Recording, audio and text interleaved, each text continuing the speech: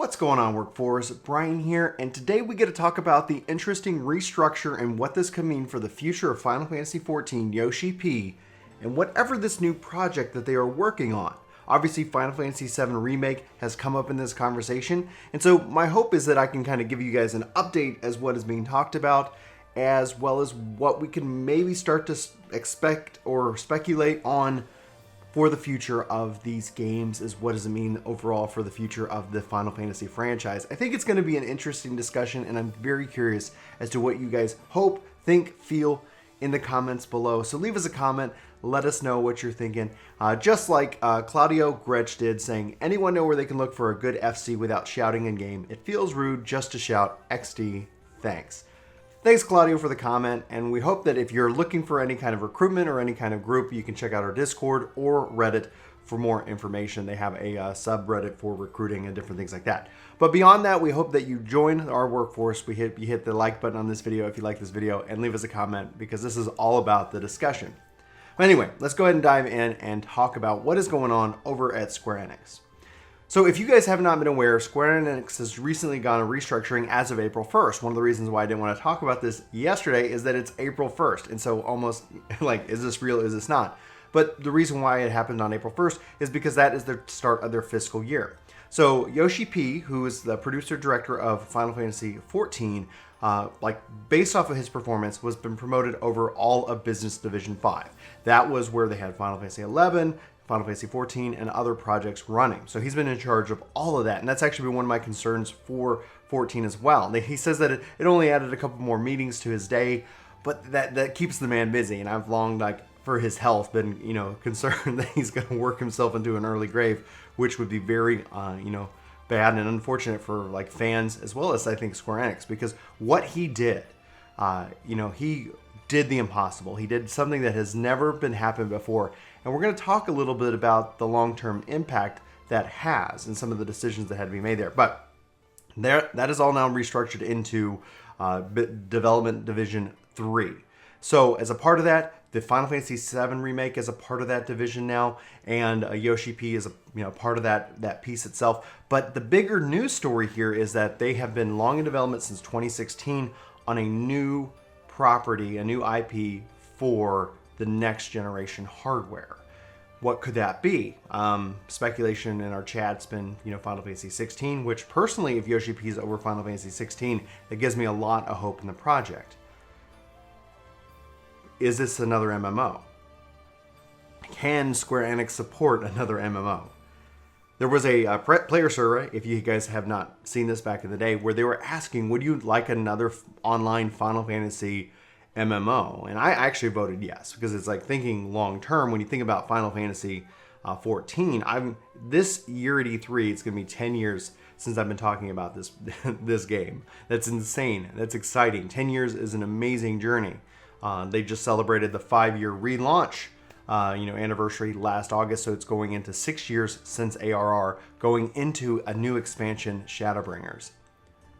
So while we don't know what this is, they are actively recruiting. They've already started their development. And I'm going to read to you guys what this says here, and I'll be sure to include the link in the description below so you can check out this article for yourself. So it reads, based on the former 5th Business Division, the newly established 3rd Development Division has started work on a new key project following Final Fantasy XIV, taking up a challenge for the next generation.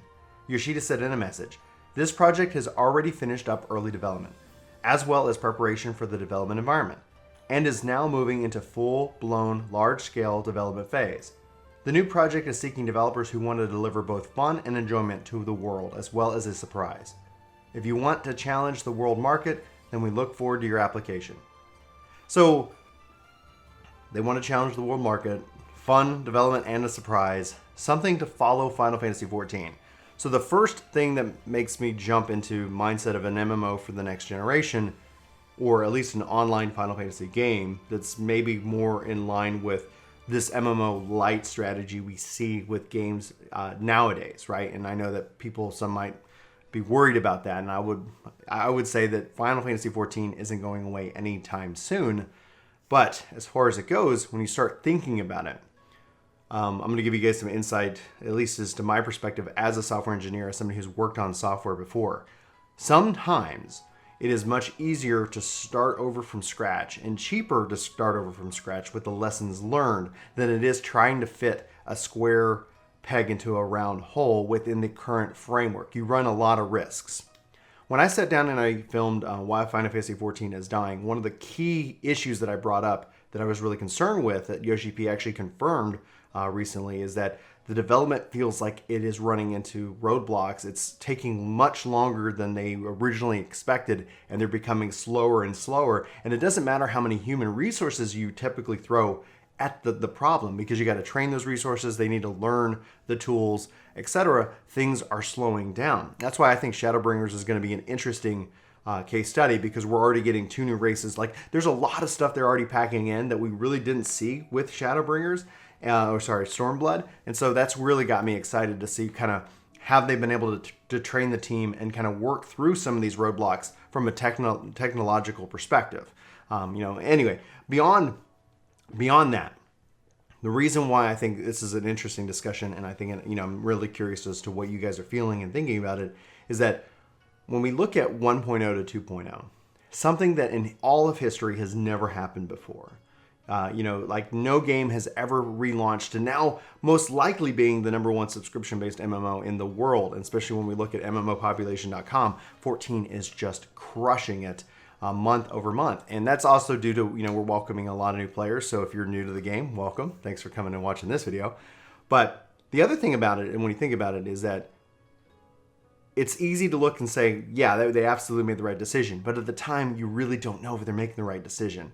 So it's easy to say that they were able to pull off a lot of things, but were they thinking at the time about Heaven's Word and Stormblood and Shadowbringers? Maybe from a story and lore perspective, but from a technological state, from an engine's perspective, from a how do we continue to make this game, probably most likely not. They're just trying to make sure they can launch 2.0 the best way they can, and then from there, figure it out. And I'm betting, and especially when Yoshi-P's talked about just the hurdles in development that they've run into with the game in its current state, sometimes you're just wondering, like, yeah, was something sacrificed in that transition just so that, just so that we could survive another day, and then said, oh my gosh, like if we only had known, if we had only done this back in the day, it wouldn't take us so long to make this change now. Not that they can't make the change, it just means that when you have to go into the foundational plumbing of the system to make these changes, sometimes that has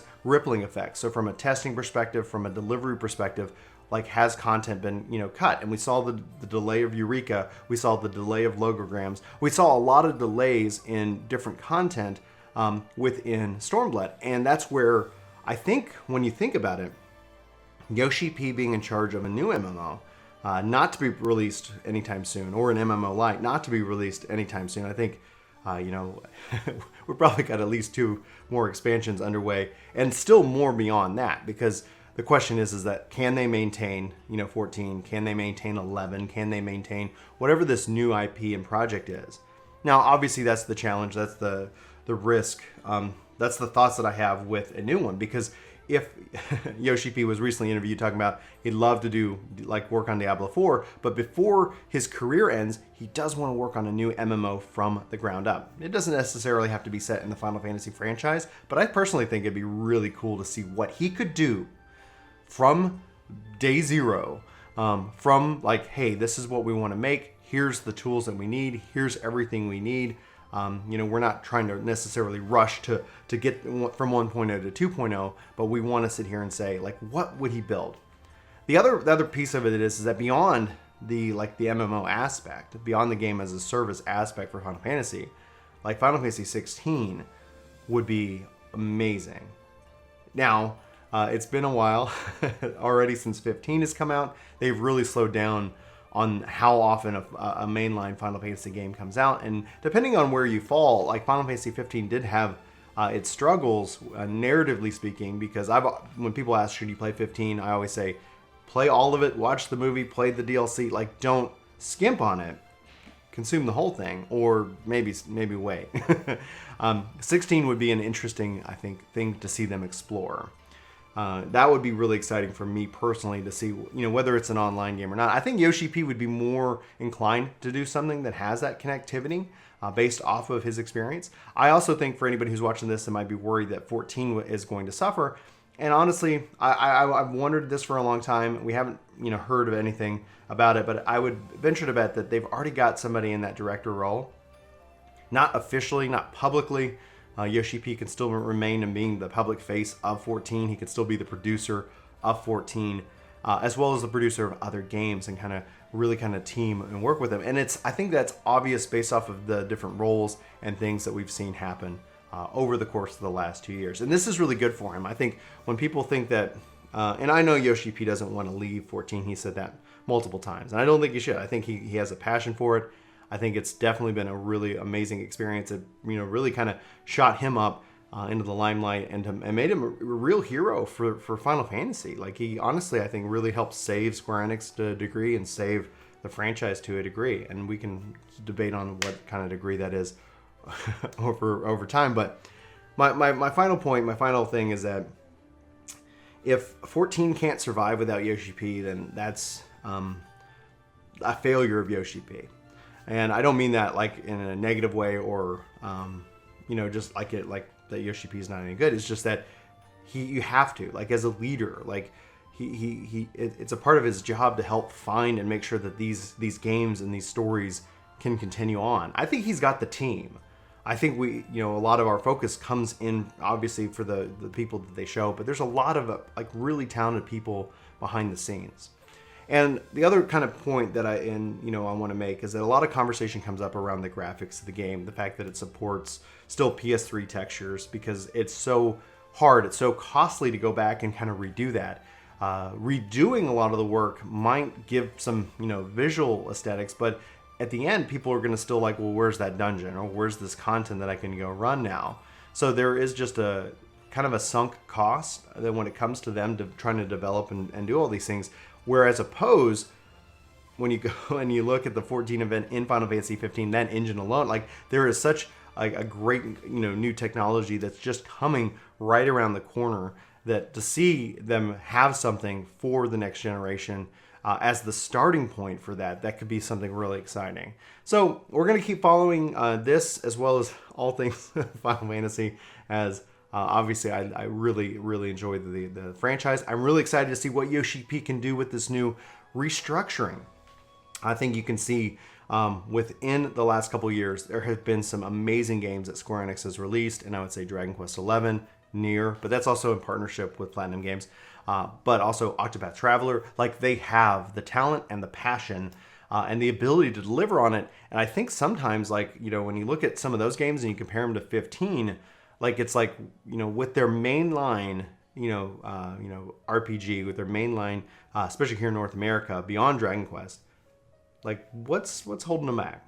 Anyway, I'm curious as to what you guys think, what you guys are feeling. Is this a new direction? Is this going to, are you worried that this will impact 14? Sound off in the comments below. Let's have that conversation. Honestly, I reiterate, I don't think there's anything that you need to be worried about. I don't think 14 is going to be negatively impacted in any way. I think that if you're worried that it's going to be negatively impacted, I would say that's actually already been happening. Because, if they've already started development on this game since 2016, that's 3 years ago. That's 3 years. And what's been going on in that. And that's where it shows me that they can do this. I think they've got the team, that they can really keep delivering. And does it make sense to rebuild 14 within a new engine?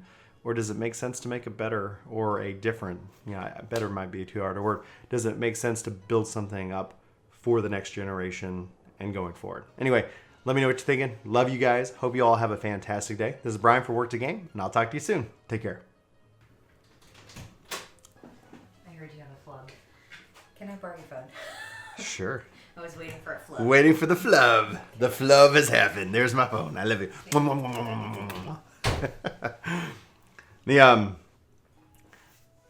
Thanks, Claudio. Thanks, Claudio, for the comment. And if you want to be like Claudio, be sure to hit that subscribe button, hit that like button. Let us